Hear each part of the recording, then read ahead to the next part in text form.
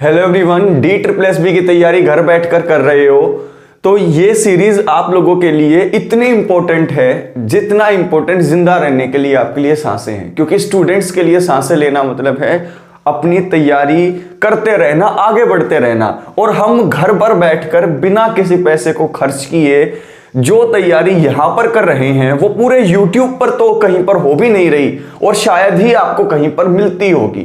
क्योंकि पेडागोजी के लिए जो हम सीरीज लेकर आए हैं वो PRT, TGT, PGT के लिए मोर देन एनफ है। और हम एक चैप्टर करते करते हम पहुंच चुके थे 9वें चैप्टर पर, और 9वें चैप्टर के भी 2 पार्ट हम कर चुके थे। ये 9वें चैप्टर का तीसरा पार्ट है जिसके अंदर हम 9वां चैप्टर आज फाइनली फिनिश कर देंगे और फिर हम 10वें चैप्टर की तरफ आगे बढ़ेंगे। 9वां चैप्टर था टीचिंग के जितने भी स्किल थे उसमें से इंपॉर्टेंट स्किल 6 स्किल कर चुके हैं। आज के इस थर्ड पार्ट में 7वां और 8वां स्किल आपको बताऊंगा। एक एक स्टूडेंट जो इन नोट्स को बनाता हुआ चलेगा, आपको कोई रोक नहीं सकेगा एग्जाम को क्लियर करने से। तो दोस्त, इस वीडियो को अभी लाइक करें, कमेंट करना और पूरी वीडियो देखना है क्योंकि कुछ नंबर आज आपको गिफ्ट करने वाला हूं मैं। ये जो आज आपका 7वां और 8वां स्किल होगा जो आज हम डिस्कस करेंगे, यहां से क्वेश्चन हमेशा बनकर आए हैं, हमेशा बनकर आते रहेंगे। आप टीचर बनना चाहते हो तो बैक टू स्कूल सब्सक्राइब करो और बेल आइकन दबाओ जिसको नोटिफिकेशन नहीं मिलती है। तो चलिए दोस्त, शुरू करते हैं। इंटरेक्शन स्किल, अंतःक्रिया कौशल। इंटरेक्शन स्किल किसी भी टीचर के लिए one of the most important skill है। यह कम्युनिकेशन स्किल से किस तरीके से अलग है, इससे पहली वीडियो में मैंने आपको बताया था जो कम्युनिकेशन स्किल होता है वो one of the most important skill होता है टीचर का। तो इंटरेक्शन और कम्युनिकेशन में फर्क क्या है? अब देखिए, कम्युनिकेशन का मतलब है किसी के संपर्क में आना, किसी से कम्युनिकेट करना। लेकिन इंटरेक्शन जो होगा दोस्तों, इंटरेक्शन का मतलब होता है अंतःक्रिया, यानी कि अध्यापक को हर बच्चे को अंतःक्रिया में सही प्रकार से सहयोगी बनाना आना चाहिए। यानी कि a teacher will make sure that every child is the part of A group. The teacher will make sure every child will study by himself and he will study by the help of others which are studying with him। यानी कि एक बच्चे के साथ जो बच्चे बैठकर पढ़ रहे हैं, एक बच्चा उनके साथ इंटरेक्ट करके उनसे सीखे, उनसे बातचीत करके सीखे, उनके विचारों से, अपने विचारों से, उनके अंतःक्रिया से सीखे। याद रखना, कक्षा में प्रश्न पूछना और बताना टीचर को आना चाहिए। क्योंकि जब आप क्वेश्चन पूछोगे क्लासरूम में और जब आपसे कोई क्वेश्चन पूछेगा आप उसका उत्तर दोगे, तब इंटरेक्शन होगा। अगर आपसे पूछे इंटरेक्शन कितने तरीके की होती है? 2 तरीके की। एक तो टीचर प्लस स्टूडेंट के बीच में इंटरेक्शन होता है, यानी कि जब टीचर स्टूडेंट से कुछ पूछे या जब स्टूडेंट टीचर से कुछ पूछे, ये तो पहले प्रकार का इंटरेक्शन हो गया। दूसरे प्रकार का कब हुआ? जब एक तरफ एक स्टूडेंट है और दूसरी तरफ दूसरे स्टूडेंट है। यानी कि इंटरेक्शन स्टूडेंट और स्टूडेंट के बीच में भी हो सकता है, क्योंकि एक क्लासरूम के अंदर एक बच्चा या तो अपने टीचर से पूछेगा कुछ या अपने साथियों से। तो सहयोगी अधिगम भी जो है इंटरेक्शन स्किल से होगा। तो याद रखना दोस्तों कि कक्षा में प्रश्न पूछना और बताना आना चाहिए। 2 वे कम्युनिकेशन होता है इंटरेक्शन स्किल में और इसके अंदर बच्चे एक्टिव रहते हैं। 2 वे कम्युनिकेशन का मतलब क्या है? यानी कि जो कम्युनिकेशन होता है वो ज्यादातर 2 लोगों के बीच में होता है। और 2 वे कम्युनिकेशन के अंदर एक स्पीकर होता है, एक लिसनर होता है। यानी कि एक बोलने वाला होता है, एक सुनने और समझने वाला होता है। और उन दोनों के रोल क्या होते रहते हैं? स्विच होते रहते हैं। मान लो यहां पर है एक टीचर और यहां पर है रोहन जो एक बच्चा है, स्टूडेंट है। जो टीचर है वो कुछ बता रहा है, टीचर कोई टॉपिक समझा रहा है रोहन को, तो रोहन यहां पर लिसनर है, टीचर यहां पर स्पीकर है। जो टीचर है वो बोल रहा है और जो लिसनर है वो सुन रहा है और समझ रहा है।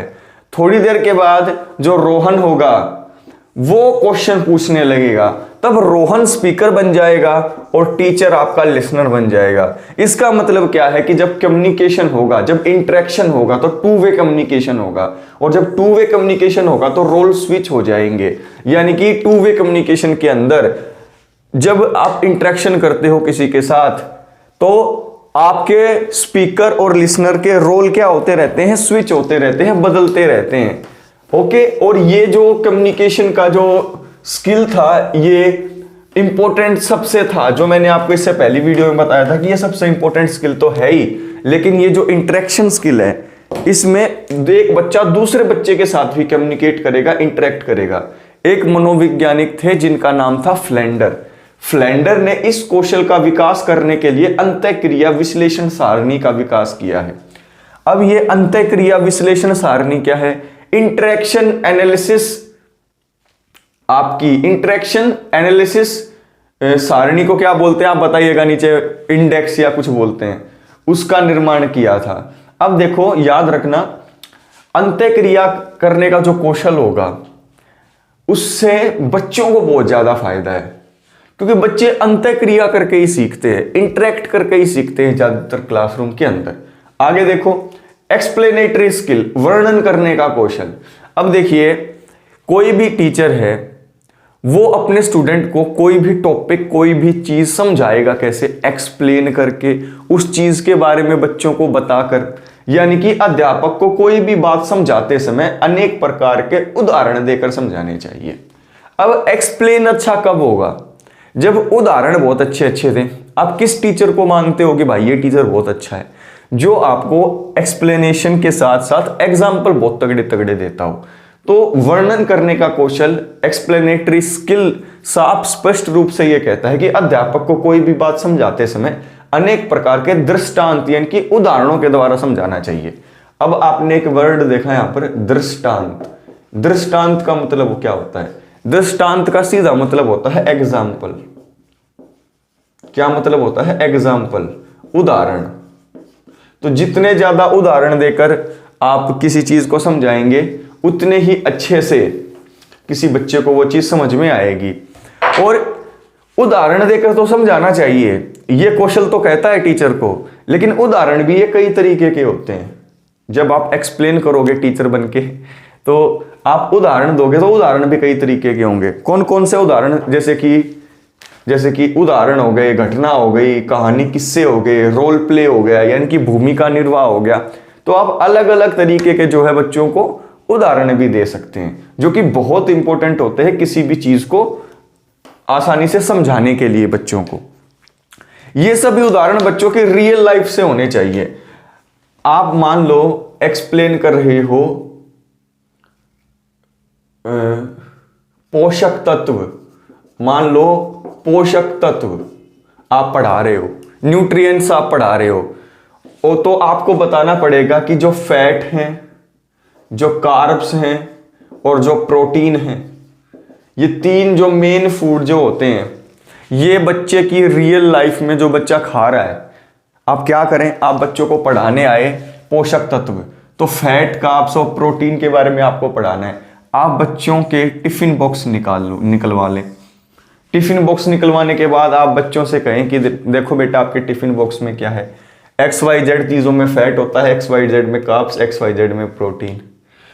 तो जब आप पोषक तत्व समझाने आए थे क्लास में, जिन बच्चों को पोषक तत्वों के बारे में नहीं भी पता होगा, आपके ऐसे समझाने से क्या होगा? बच्चे उसके बारे में इजीली समझ जाएंगे। ये ऐसे में आपने क्या किया? बच्चों के टिफिन बॉक्स निकलवा लिए। यानी कि जो उदाहरण आपने कोई चीज समझाने के लिए दिया, वो रियल लाइफ से दिया।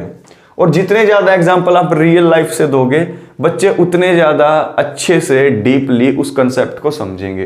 तो कोई भी चीज समझाओ, बहुत से एग्जाम्पल देकर समझाओ, और वो एग्जाम्पल भी कैसे होने चाहिए? बच्चे की रियल लाइफ से। इससे बच्चे की रियल लाइफ से होने चाहिए। ये NCF 2005 ने भी कहा था, क्योंकि बच्चे की रियल लाइफ से आप जितने भी एग्जाम्पल दोगे, उससे क्या होगा? उससे बच्चे का चार दीवारी के अंदर सीखा गया ज्ञान उसकी बाहर दुनिया में हेल्प करेगा। यानी कि you have to connect the knowledge of the classroom to the outside world, बाहर के वर्ल्ड से कनेक्ट करने में वो नॉलेज बच्चे को काफी मदद मिलती है। तो ये एक्सप्लेनेटरी स्किल था दोस्तों। तो ये जो 9वां चैप्टर था इसमें हमने 3 पार्ट बनाए, यानी कि 3 वीडियो। मैंने कहा था आगे आगे जितने भी चैप्टर आएंगे उनमें टॉपिक चीजें इतनी होंगी कि उनके अलग अलग चैप्टर के पार्ट आ सकते हैं। तो यहां पर देखो हमने तिगनी मेहनत की 9वें चैप्टर में। चैप्टर 9 का पार्ट 1 कर चुके हैं, 2 कर लिया और आज ये तीसरा कर लिया, जिससे कि हमारे टीचिंग के जो मेन स्किल थे वो हमने 8 देख लिए। वैसे तो 21 हैं ये, लेकिन क्वेश्चन ज्यादा 8 के ही आते हैं क्योंकि इसके अंदर जो सब स्किल थे वो मैंने आपको इसी के अंदर ही समझा दिए हैं, इन 8 के अंदर ही। तो जो 10वां चैप्टर होगा वो कौन सा होगा? 10वां चैप्टर बहुत इंपॉर्टेंट होने वाला है। 10वें चैप्टर के अंदर मैं आपसे पूछूंगा, आपको करवाऊंगा कि क्वेश्चन करने के बहुत अलग अलग स्किल होते हैं टीचर के बाद। कई ऐसे क्वेश्चन होते हैं जो शुरुआत में पूछे जाते हैं, उनके क्या स्किल है, क्या जरूरत है। कई ऐसे क्वेश्चन होते हैं जो बीच बीच में पूछे जाते हैं, कई ऐसे क्वेश्चन होते हैं जो लास्ट में पूछे जाते हैं और कई ऐसे हैं जो हमेशा थ्रू आउट पूछे जाते हैं। तो प्रश्न पूछने के कौशल, अलग अलग प्रकार के प्रश्नों को पूछने के कौशल कौन से हैं, अलग अलग प्रश्नों के फायदे, नुकसान, यूज क्या है, ये सारी चीजें हम 10वें चैप्टर में करने वाले हैं। दोस्त आप लोगों के लिए बिल्कुल सारी चीजें फ्री में चल रही हैं। आप लोग अगर इस वीडियो को लाइक शेयर नहीं करोगे तो YouTube को लगेगा कि इस वीडियो के अंदर दम नहीं है। तो इस वीडियो को लाइक शेयर जरूर करना है। टेलीग्राम ग्रुप को हमारे ज्वाइन करो। टेलीग्राम को इंस्टॉल नहीं किया कर लो, कोई वैसी बात नहीं है, डंडा नहीं कर रहा हूं, आपने कर रखा है तो बहुत बढ़िया बात है। वहां सर्च बॉक्स में @BTSD+SB ये सर्च कर लेना, आप हमारे ग्रुप में पहुंच जाएंगे। तो हर एक वीडियो को लाइक शेयर करते रहें। कुछ टाइम के बाद दोस्त जब हमारे 20 चैप्टर के करीब हो जाएंगे, आप लोग इतनी आगे निकल चुके होंगे बाकी लोगों से कि आपको पकड़ना मुश्किल हो जाएगा बाकी लोगों के लिए जब एग्जाम की वैकेंसीज आएंगी। तो ऐसे ही मेरे साथ बने रहे, मैं आपके साथ तो हूं ही, हर एक चीज को क्लियर करेंगे। बस अपना सपोर्ट बनाए रखें, आग की तरह इस वीडियो को फैला दो। नेक्स्ट वीडियो में मिलता हूं।